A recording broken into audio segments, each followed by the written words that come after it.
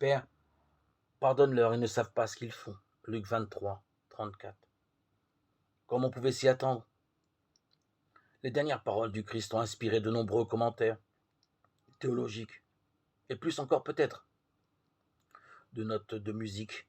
Mais si on recourt à un synopsis des évangiles, on ne peut qu'être surpris, alors qu'il s'agit des dernières, donc particulièrement précieuses paroles du Christ.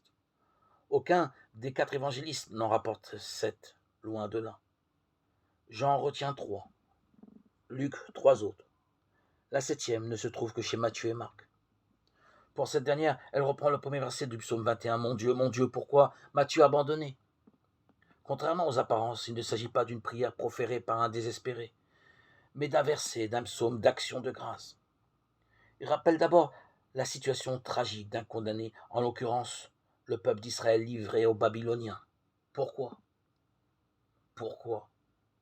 Pour mieux mettre en valeur le salut miraculeux accordé par Dieu. Les 2 premières phrases retenues par Jean manifestent le souci de Jésus pour sa mère. Femme, voici ton fils. Voici ta mère.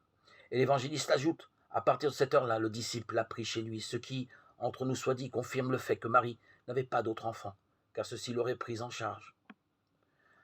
Un peu plus tard, au moment ultime, Jésus dit simplement « Tout est accompli », où l'on peut entendre « mission accomplie », au sens où il avait déclaré à Pilate « Je suis né, je suis venu dans le monde pour ceci, rendre témoignage à la vérité ».